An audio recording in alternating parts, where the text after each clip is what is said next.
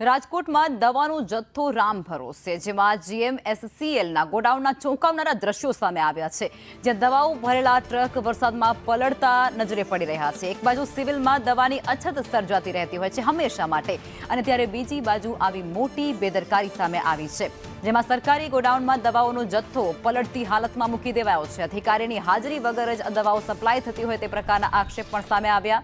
સંવાદદાતા જોડાઈ ચૂક્યા છે અમારી સાથે મયુર.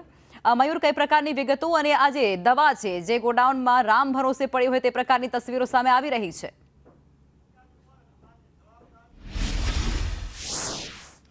લખમાં હું તમને સૌથી પહેલા દ્રશ્યો બતાવવા માંગીશ. આ સરકારી દવાઓનો જે જથ્થો સંગ્રહવાનો હોય છે તેનો ગોડાઉનના દ્રશ્યો છે, અને આ જે કંઈ પણ કચરો પડ્યો છે આ કચરો નથી, પરંતુ આ દવાઓ છે, સાથે જ મેડિકલ માટે જેટલા પણ જરૂરી ઉપકરણો છે એ બધી જ વસ્તુઓ છે. એટલું જ નહીં, આ પ્રકારની જેલ છે, સિવિલ હોસ્પિટલ અને સરકારી દવાખાનાની અંદર લગભગ 20 કરતાં વધુ પ્રકારની દવાઓની કાયમી અછત હોય છે, અને એ દવાઓ સરકાર દ્વારા સરકારી ગોડાઉનની અંદર મોકલવામાં આવે છે.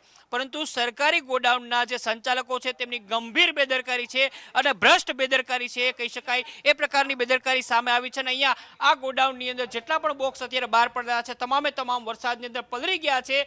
કિંમતી દવા જે સરકારે અહીંયા મોકલી હતી એ તમામ કિંમતી દવાઓ છે પલળી ગઈ છે. અહીંના જે સંચાલકો છે તેમની ગંભીર બેદરકારીના કારણે લાખો રૂપિયાની દવા છે, અને એની સાથે સાથે જે મેડિકલ ઉપકરણો છે, આ પ્રકારના જે હેન્ડ ગ્લોવ્સ છે જે મેડિકલ માટે ઉપયોગી હોય છે, સરકારી દવાના ખાનાની અંદર સપ્લાય કરવાનો હોય છે, આ તમામ વસ્તુઓ પલળી ગઈ છે. એક વખત નહીં પરંતુ આવું અનેક વખત બન્યું છે. ગત વર્ષે પણ આ જ ગોડાઉનની અંદર દવાનો જથ્થો પલળી ગયો હતો અને લાખો રૂપિયાનું નુકસાન થયું હતું. 2 વર્ષ પહેલા જ્યારે વધુ વરસાદ થયો હતો ત્યારે પણ ખટારા ભરીને જે દવાઓ છે એ એમ કહી શકાય કે પાણી અંદર વહી ગઈ હતી. અત્યારે પણ આ દ્રશ્યો તમે જોઈ રહ્યા છો, કેટલી ગંભીર બેદરકારી. એક તરફ સરકારી દવાખાનાની અંદર જે દર્દીઓ આવે છે દવા માટે, એમને દવા હોતી નથી.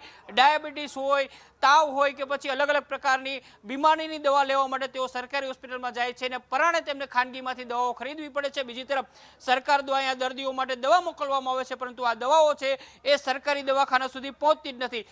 ગત સપ્તાહે જ આરોગ્ય કમિશનર છે તે રાજકોટ સિવિલ હોસ્પિટલની મુલાકાત આવ્યા હતા, અને 20 કરોડ રૂપિયાનું ખાનગી દવાનું બિલ છે તેને લઈને તેને સવાલો ઉઠાવ્યા હતા અને કહ્યું હતું કે સરકારી દવાના બદલે ખાનગી દવાની ખરીદી કેમ થઈ હતી. પરંતુ આ બોલતો પુરાવો છે, ખાનગી દવાની ખરીદી કઈ રીતે થાય છે, કારણ કે સરકારી જે ગોડાઉન છે તેની અંદર જે દવાઓ હોય છે તેની ખરીદી કરવાને બદલે આ બધી જ દવાઓ છે બેદરકારીને કારણે પાણીમાં પલળી જાય છે, અને ત્યારબાદ દવાની અછત સર્જાય છે.